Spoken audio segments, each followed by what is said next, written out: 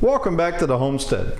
So today we wanted to bring you along. We wanted to give you a review. We've had this hammer drill for about a year now, and we've used it on, well, I guess about 6 months. We've had it through one season. We used it on a lot of different jobs, a lot of different things, and we wanted to talk about some of the things that we've used it on.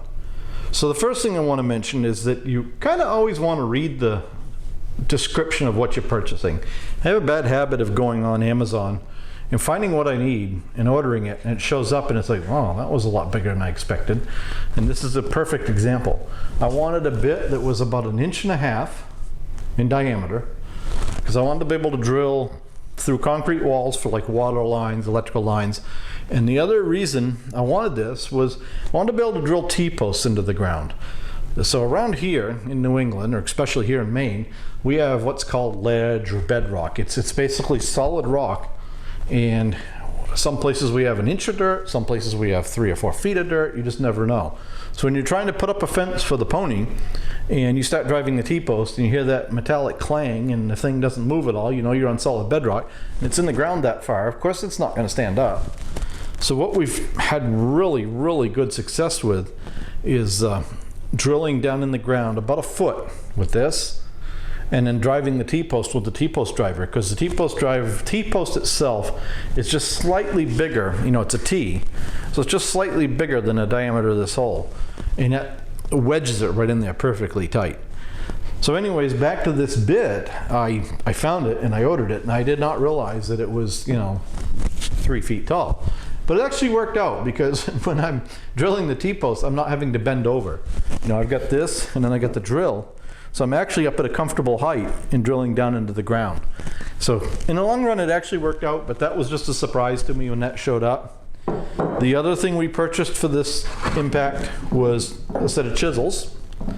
And we have, again, with bedrock, we have a couple places in our driveway where the bedrock really poked out of the ground. And we just couldn't bust it up with the excavator or the big excavator that was here when we did the septic or anything. So what we've been able to do is go through with this and chip that out. And we'll leave a link to the video where we actually unboxed this, and you'll see us do a little spot with this. But that allows us now to get the gravel over that, and we don't hit it with the plow. But this is also handy if you're trying to make a bigger hole. Let's say you want to put a sewer line through the wall. You can take this and you can drill, like, say, 6 holes through the wall in a larger diameter, you know, around a circle. And then you can take this and you can chip it out, right, and make your whole, so your sewer line fits through. The other thing we purchased, which was the main reason we purchased this drill, was a ground rod driver. So this goes in the drill, you put it on your ground rod, and you just put this in hammer only, and you just, you know, drive that ground rod right into the ground. And that has been a back saver. I mean, hands down a back saver. I have done many ground rods where you take your 5-pound mallet and you're pounding and pounding and pounding and pounding. And it seems like it's about a half-a-day process around here in places, especially when you hit a rock, because when you hit a rock, you got to kind of, the ground rod's got to kind of go around that rock. And this just brings that down to about a 5-minute process for both ground rods. Probably the hardest part of this at all is climbing up the stepladder with it to put it on the ground rod.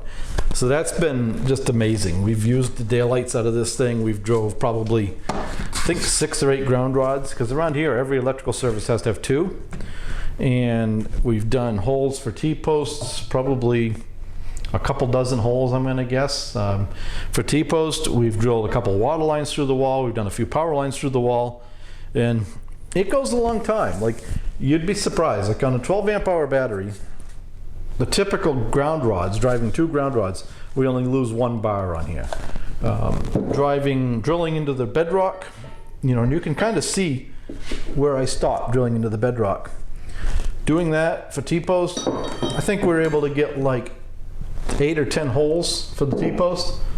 And in drilling through solid concrete walls for like water lines and stuff, we've done 2 on one job, and we were about halfway on the battery. So battery life is actually pretty good for as big a tool as this is. This is probably I'm gonna say probably 25-ish pounds, but this is the 1 3/4 SDS Max rotary hammer.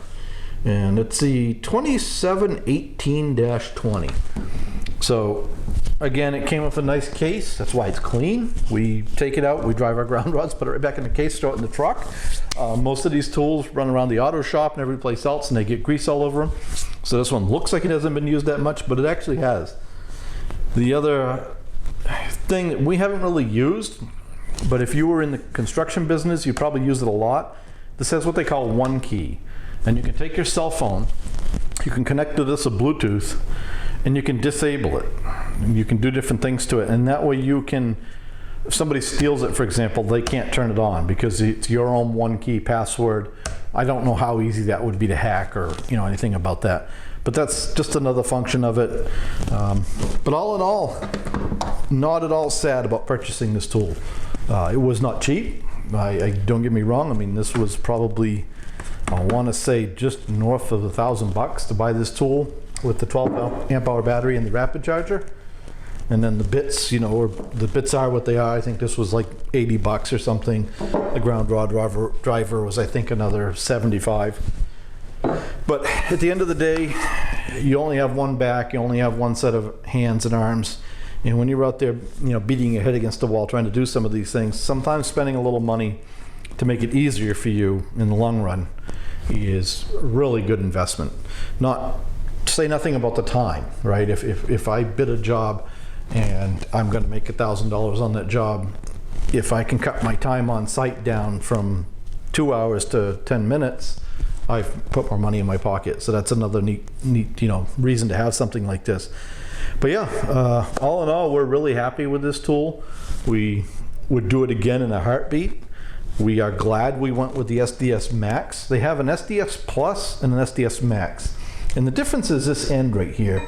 The Max has a different end than the Plus. So when you're buying bits for these, you have to make sure you get an SDS Max.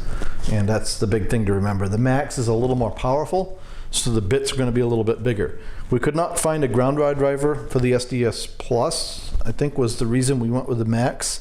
And the other one was all the reviews we heard on the Plus that it wasn't really powerful enough for doing things like driving ground rods or drilling an 1.5-inch hole in solid rock. So that's about it, guys. That's the SDS Max in a nutshell from Milwaukee. That's what we think of it. That's what we've used it for. We've probably put 5 or 6 batteries through it so far, maybe 7. We've just put a little bit of time on it. So if you have any questions on the SDS Max Hammer Drill by Milwaukee, leave them down below. We'll do our best to answer them. Thanks for watching. Don't forget to like and subscribe. And the other really important thing that he pretty kindly left out is that his electrician's helper hates using a hammer and has really bad aim. So this helps out a lot, keeps me from smashing any fingers, and gets our jobs done much more quickly. Yeah, that's a good point, because typically on a construction site, the apprentice or the helper is the one doing the grunt labor, if you will. They're the ones doing the hard job. Typically your licensed electrician, your master electrician, or whatever trade you're in, is not the one out there driving the ground rods or digging the trench. So this was a good tool all the way around, because not only did it make our life easier, it kept her from being mad at me for having to drive ground rods with sledgehammers. So, thanks for watching, guys.